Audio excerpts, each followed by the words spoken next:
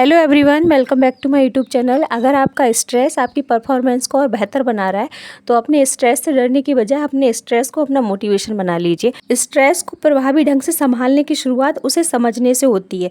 जब आप ये पहचान लेते हैं कि आपको स्ट्रेस किन रीजन से हो रहा है, उसके शुरुआती संकेत क्या हैं और आप स्ट्रेस में रिएक्ट कैसे करते हैं, तो स्ट्रेस कोई एक ऐसी बेकाबू स्थिति नहीं रह जाती जिसे बस सहना पड़े, बल्कि एक ऐसी चैलेंज बन जाता है जिसे समझदारी से कंट्रोल किया जा सकता है, जिससे आप केवल चुपचाप परेशानी झेलने की बजाय स्ट्रेस के जो रियल रीजंस होते हैं उनको पहचान के उनके सॉल्यूशन खोजने की कोशिश करते हैं। तनाव को अपना दोस्त कैसे बनाएं, पूरा डिटेल में डिस्कस करते हैं। So let's get started the video. Stressful situation में कुछ पल रुककर अपनी भावनाओं पर ध्यान दें।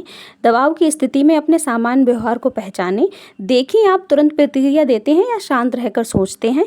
अपनी ताकत और कमजोरी जो प्रतिक्रियाएं होती हैं उसे समझने की कोशिश करें। आप गुस्से में एकदम अपने स्ट्रेसफुल होकर आंसर दे रहे हैं या शांत मन से दे रहे हैं, उसको ध्यान देने की कोशिश करें। गुस्से के टाइम पर बिना सोचे समझे बोलने से बचें। हम सभी के जीवन में कुछ ऐसी परिस्थितियां आती हैं जो तनाव पैदा करती हैं, जैसे किसी का सख्त ईमेल आना, समय पर काम पूरा ना होना या किसी मुश्किल व्यक्ति के साथ काम करना। जब हम इन सिचुएशंस पर ध्यान देते हैं और उन्हें नोट करते हैं तो हम ये समझने में मदद मिलती है कि कौन सी बातें बार बार हमें गुस्सा दिला रही हैं, कौन सी बात हमें स्ट्रेस में लेके जा रही हैं। ये समझ हमें बिना सोचे समझे रिएक्ट करने के बजाय शांत होकर स्थिति को समझने और बेहतर तरीके से जवाब देने के अवसर देती है। अपने स्ट्रेस के संकेतों को समझे। अक्सर तनाव हमारे शरीर और व्यवहार में दिखने लगता है, लेकिन कई बार हमें खुद इसका एहसास नहीं होता। इसलिए हमें तनाव के पैटर्न को समझना जरूरी है ताकि हम इसके शुरुआती संकेत समय रहते इन संकेतों को पहचान सकें, जैसे व्यवहार में चिड़चिड़ापन बढ़ना, लोगों से दूरी बनाना, नींद का खराब होना, खान पान की आदतों का बिगड़ना।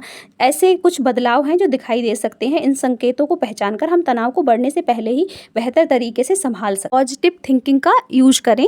हर तनाव बुरा नहीं होता। कई बार थोड़ा सा तनाव में बेहतर प्रदर्शन करने, ध्यान केंद्रित करने और अपने लक्ष्यों को हासिल करने के लिए प्रेरित करता है।